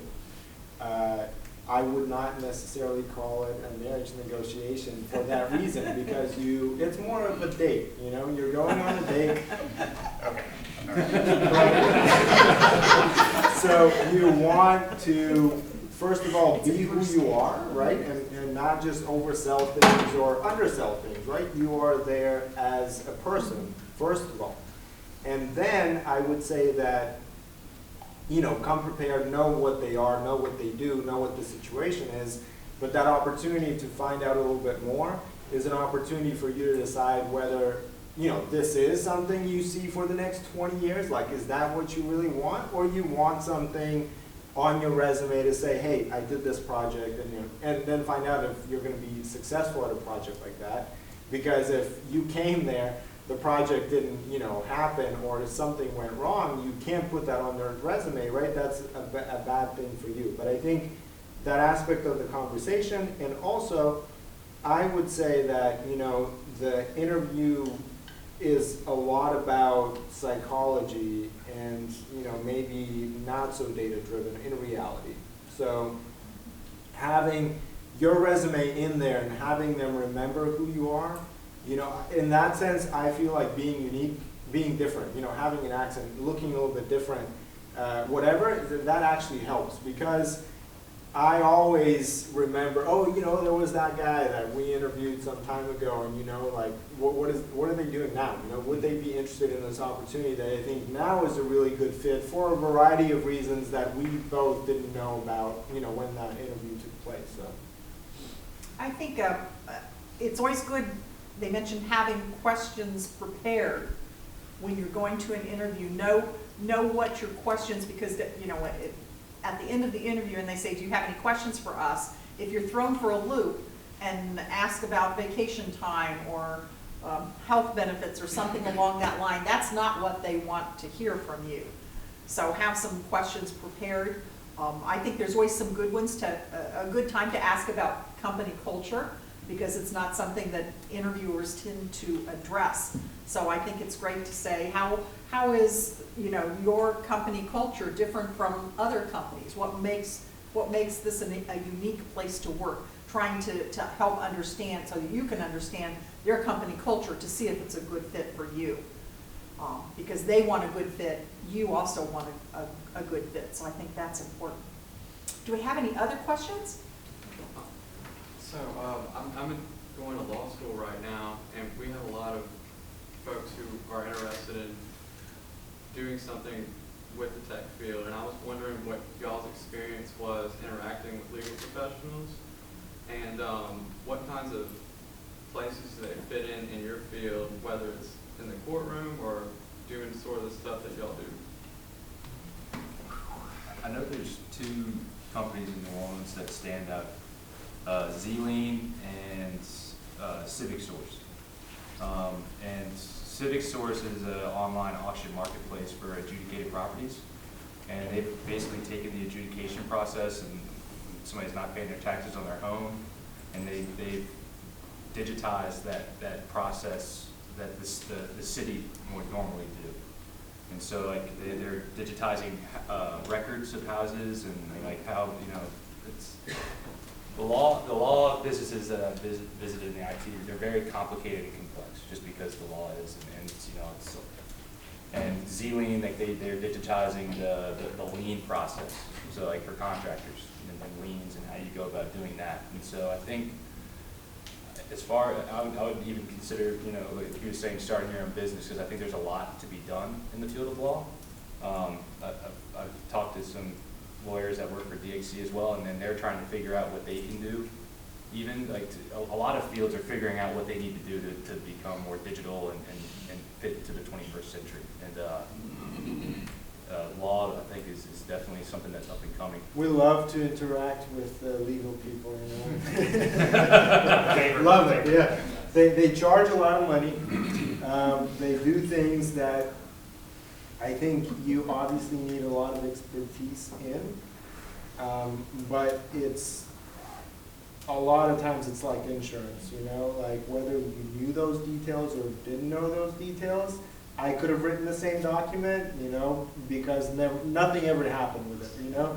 It's something that I think from a standpoint of a student, I would say that the whole industry will go through a transformation for sure. The things that he's saying, you know, the digitization process and how things are going to be happening with new technologies and with the way that those technologies are going to affect privacy and the way that those technologies are going to be adaptable to very different types of, like, for example, we have to deal with the FDA sometimes, and you have to understand their process, but you know, it's a government agency. They're not going to get digital very soon, but they're already starting to. And a core part of, for example, their process of evaluation of an algorithm is pretty much, you don't have to be a lawyer. You got to understand the technology, right? So I think if you can bring the legal aspects into that, would be amazing. But, you know, in terms of how do you like to interact with legal people, I wouldn't say it's that. Yeah, I would say any of those of you who are here that are interested in going into law, but you already have a technical background, or vice versa, that's, you can specialize. You can do some great things. Like IP. Yeah. We have an army. We have lawyers that specialize in IP because we generate new technologies and new embodiments of existing technologies all day long. And so how do you protect that? How do you use it to generate revenue? How much of it do you expose? Things like that. Like one of the things with the incubator that we used to have to do a lot is someone would come in and say, here's this great idea I have, and it works. We would always ask, do you have the IP locked in? And if they didn't, we would say, don't tell us anything else. Find an IP attorney. Here's a list that we can provide you. Speak to these people. We're not endorsing any of them, but talk to them. And in the best case, we would never see them again because they would talk to those attorneys. The IP and technology attorneys would lock that intellectual property in, and they would go on and their company would move on without any more intervention from the incubator. And that happened many, many times. So there's a lot of how do you protect the very complex and subtle things that you're creating in a technical field from misuse or theft and things like that. So IP, I think, would be great, especially with as many startups as there are. I imagine you have a technical background as well, else you wouldn't be in the same room. Yeah, we'll do. Okay, so. But both those companies I named, the founders of the companies, they were, I think, had computer science backgrounds first, and then they became lawyers. And then they just found an area of law that could be digitized and improved. And that's kind of how they're going from there, you know. So it's very much so a combination of the two. And one, if I could say one more, there's also a pocket where there's a lot of work for technical legal professionals is patent-related activities, doing prior art work, prior art searches for patent applications, facilitating the application process. There are attorneys and firms that specialize in just that. Okay, any other questions? So I have worked with any prediction models in my research, but I don't know how to present them. Can anybody say to me that what is the exact difference between AI, between machine learning, between data mining? So do I need I have worked with neural networks, regression, random forests. Do I need to present them as machine learning or data mining or AI? So what are the exact differences? Yeah, I would say on a resume and in an interview, it's not necessary to be that fine-grained. You have in your skill set AI, machine learning, predictive modeling, and if you want to say CNN or time series decomposition or any of the things that you did, and then you have a list of projects that you worked on, and then you in the description of the project, what technologies you leveraged in that project, like what did you use there? It's just the same way if you said .NET in a skill set, in a job listing, used these elements of that stack to carry out my job duties, things like that. I don't think, I wouldn't sweat the difference between whether this model is classic AI versus an ensemble method versus, I wouldn't sweat that unless you're applying for a research position in that kind of thing. Yeah, so, I mean, in the interview, they're interchangeable. In the search engine that's gonna look through your resume, for the ones that you don't show up in the resume, it's important to put some of those keywords in, unfortunately. Yeah, oh, have them, but I don't think you need to, like, the distinction between. Yes, you don't need it's this not. much, no. Look what they say in the job description. If it says you need to know Yeah. Java, and you know Java, you better have it on your resume someplace. What about a question from one of the women?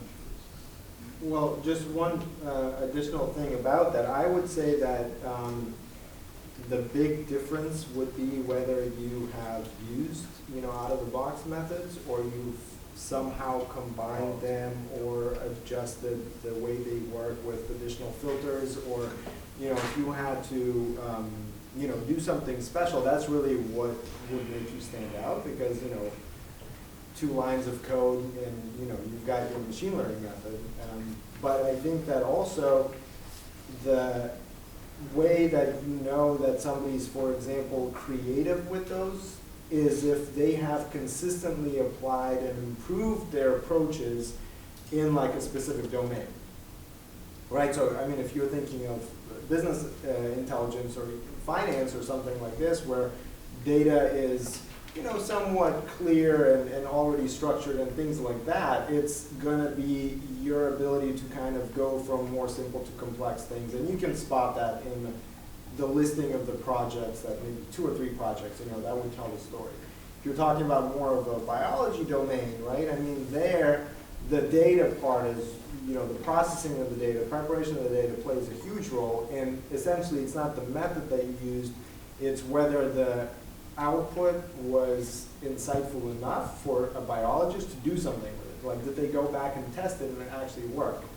If your model did that, I don't care what you use to do that, that's where you're going to focus on. So I think the understanding of the domain and the problems in the domain, and probably what he said with, if you want to just rank higher in the search engines, just, list all the types of neural nets that you'll probably go higher.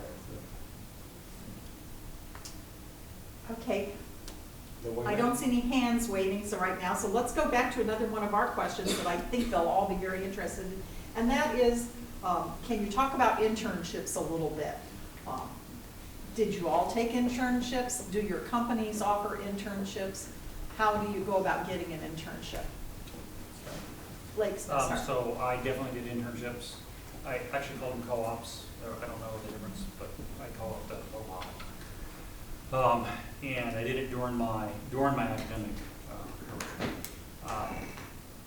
Interleaved it with semesters, and it made a huge difference in terms of job opportunities, and it actually helped out in my academic performance as well. So, so I definitely do that if you can, even if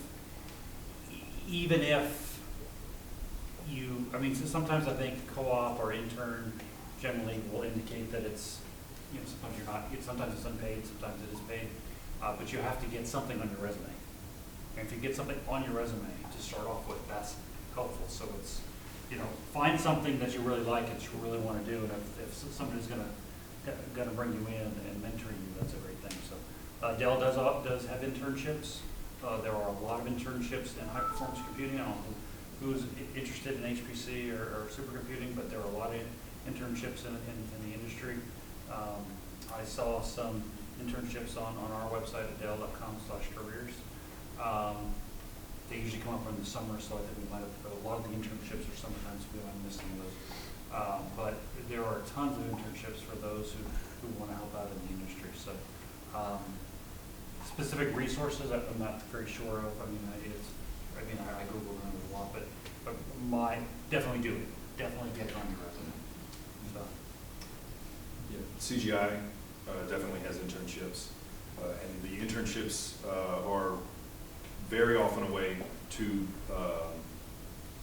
take a summer to filter potential candidates, because when you come out of the internship program, you are like ranked about what team, and people already know that you're there. By the end of the summer, teams are already bidding. So it's summer internships. Yeah, these are summer internships. It's like a summer interview.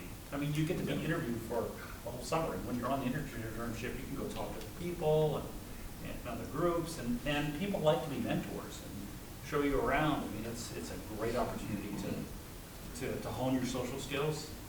If you don't have them, Yeah. that was me. Absolutely. And consider also, when I was in school, I didn't do internships. I did what I would now recognize as either unpaid or eventually paid freelance work. I just like to solve problems. And so people had an issue at their company where something wasn't working, and so someone in the department would ask if anybody knew how to do something like that. I would say, I absolutely can. And then I would go and figure out what I was going to need to actually do that, and then go and write a piece of software for them or figure out some database problem for them. And those were very short projects, and I was extremely fortunate in that worked out for me. My first official internship was the summer before I graduated, to do consulting work with a professor of mine in industry work. And so just being available to your professor, like, I'll do whatever, paid, unpaid. Do you have some, especially if you're a graduate student, that's your job already, to do things for your professor. But especially if you're an undergraduate, if there's a professor whose course you really like, ask them if there's any sort of either research or any other work that they have going on that you'd love to learn more about or participate in. And there may not be, but that's how internships, that's how you get those kind of gigs. And put it on your resume. Yeah. Don't Absolutely. forget to put it on your resume. Yeah, I think an internship can definitely be an opportunity to get involved in a project that you would never get hired for. You know, you don't have the skills, you don't have the experience, but all of a sudden you get access to people that are senior, that really understand the subject matter of that project, and they want to bring you in and explain to you the problem. So I think it's an opportunity to really highlight what you can do. And also, like it was said, you know, a lot of internships are really just a way to get to know people, to hire them. So if you want to get hired, internships are probably a good idea. And I would say that, you know, wherever you have a very structured process for internships, you know, there's probably a lot of people that have done them. So you can talk to them and find out exactly what is it going to be. Is it going to be just some work that nobody really cares about? And because they run a program, they have to have a certain number of people that fit that criteria, you're just going to get involved. Or is there going to be a real project that, you know, you're going to be brought in, and what you do matters for the project, and also somebody's going to be actually personally contacting you about it. And, you know, I think it's going to be a huge difference. And DXC also does summer internships. We have a group of interns there now, and they're doing something really cool. So Hurricane Barry, or Tropical Storm Barry, came through a couple weeks ago, and the emergency response plan for the office is that the general manager and director of the center just sends out emails updating people on the situation, when to come back to work, when not to come back to work, et cetera, et cetera. And so the interns actually took that saying that the process wasn't really enough, and that we could make it better and make employees feel more safe and more in touch. I thought you were going to say you use the interns to cut out all the plywood. Yeah. That's a good idea too. But yeah, so they're basically making an emergency response system where people can check in, let the office know that they're safe, and it has different guidelines on what to do for specific kind of emergencies and things like that. And it was really cool, and they're actually solving a problem a gap that we have in the office. And they're going to be presenting their product to DXC leadership in 2 weeks.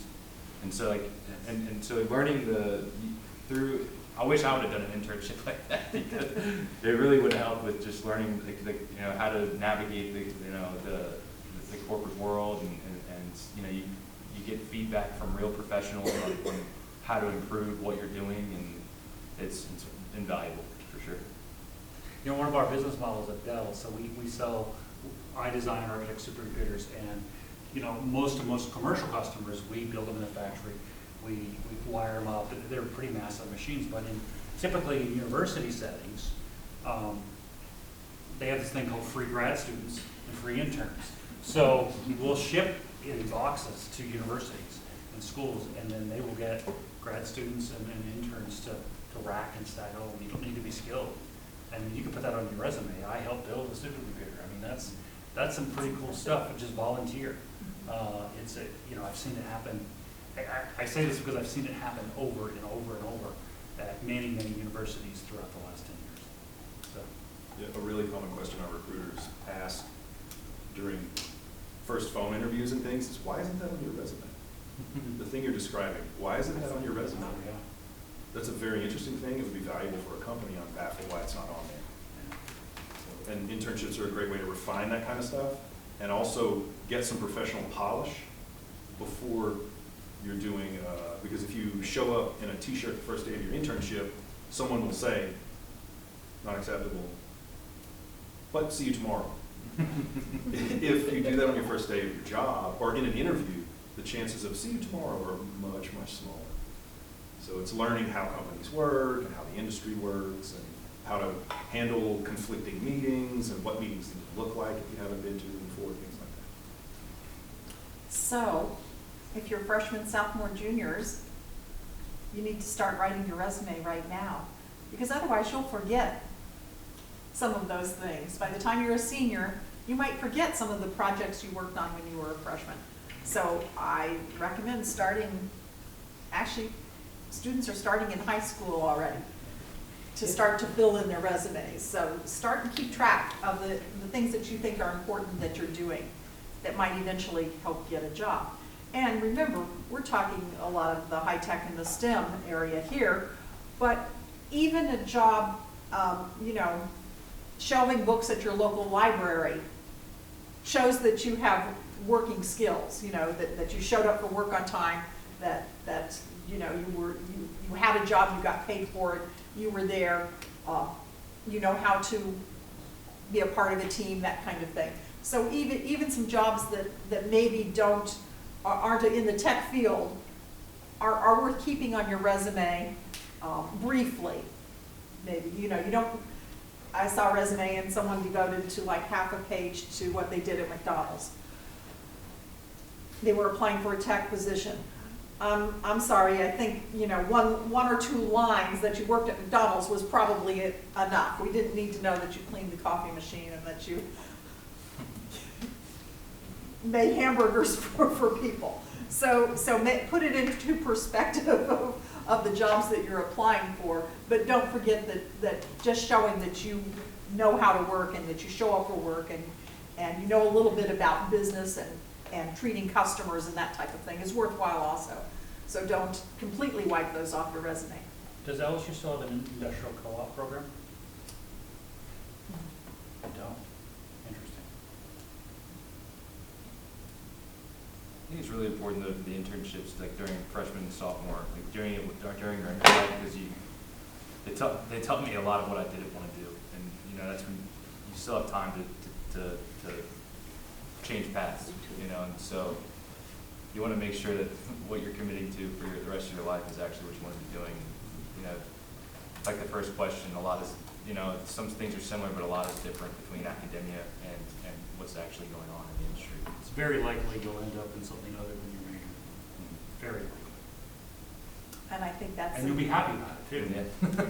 That's important, that just because you're in a certain major right now doesn't mean that you will end up working in that field in the future. And I think early on someone commented about continuing to learn, continuing to grow is all a part of work these days.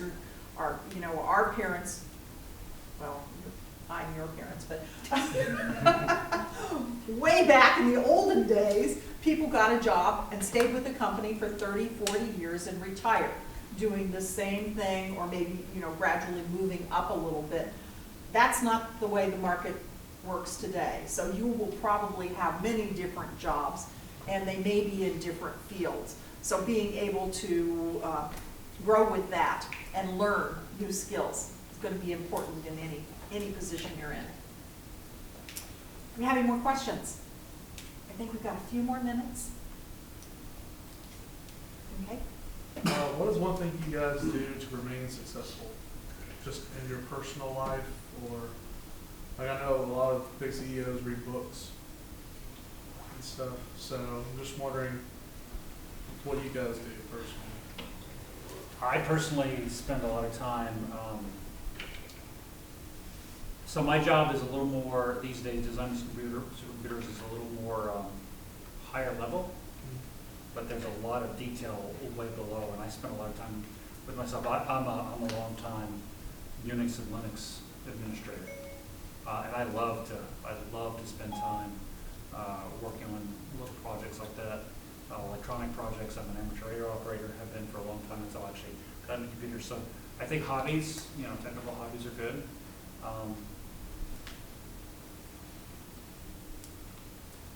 was going to say something about my dog, but I spent a long time with my dog. That's okay. For me, work, family balance. Yeah, I love my dog.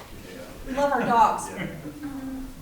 Keeping a balance between what you do at work, and my niece years ago, she was like 4 years old and was asking where, talking about how her dad went to work every day, and she said, but your job is not your life. Your life is your life. It's like, I do not ever want to forget that. Absolutely. So you can't keep moving and stop every day at 5 and go home and never think about it. But realizing that is, your job is not your life is your life, is a way to stay fresh at your job and keep your life rich outside the job. That's amazing. Your life is your job is not your life. Your life is your life. Yeah, same thing. My dad always told me never bring your work home with you. So that's kind of one thing it's hard, being a young professional, because you want to, put your best foot forward and really show that you're capable of keeping up with everybody else starting out. But it's also, I have a lot of friends that have gone to work for companies and they have a cot in their office and they're working 16-hour days, fresh out of college, and they end up getting burnt out. So you don't want to get into the workforce and try and overdo yourself, because you can burn yourself out, and there's a lot of real pressure in the professional world. So I think just setting the precedent that you're going to put in your solid hours, and you can do more, but definitely just making sure there's a line somewhere. So I'd say I'm still learning about all of these wonderful concepts mentioned here. I've got 2 jobs. I have a job, and then I've got 4 kids. So I don't really get a break in between. But I think that definitely understanding the value your family or the relationships bring. You think of a business as kind of something that just lives on its own, and it really doesn't. So having stability and having someone that understands you beyond the function that you play in your job, I think is very important, even if they don't, exactly understand what they do. And I think that also if you are able to sometimes do something very different, that gives you a very fresh perspective on what you are doing. So literally for me, for example, by the end of the week, you're like, I don't like this anymore, But then you somehow have to get back to, I'm ready to take on a new challenge and figure things out and have that energy. And so how do you understand yourself to tap into that energy that you need to find somewhere, And for many different people, it could be very different. It could be reading books, like you said. I'm just reading a book on, I forgot what it's called, but it's essentially about, so my wife is in the military, and she does stuff with biological and all of these kinds of defense programs. And somebody gave her a book to read, and while she was busy doing reading other things, I just picked it up and started reading it, and it's so interesting how it's kind of related to a project that we have going on that is infectious disease related, but it comes from a completely different perspective. And so I think that kind of a thing that can open up your eyes to the way you're doing your regular things, but in a different perspective. It's very important because you stop being technical about your job and you start being creative and you start thinking about the deeper underlying problems in the bigger context. So I think that's very important too. Well, I think we're about out of time, so before we go, I realize I didn't introduce myself. I'm Lou Guthrie, and I'm with LED Fast Start. So LED Fast Start is Louisiana Economic Development, and the Fast Start part is a program that sort of connects workforce training, colleges and universities with the new businesses and industries that we bring into Louisiana. But I wanted to thank our panelists, high achievers, obviously all of them, so that's something that you can aspire to, and please join me in thanking you.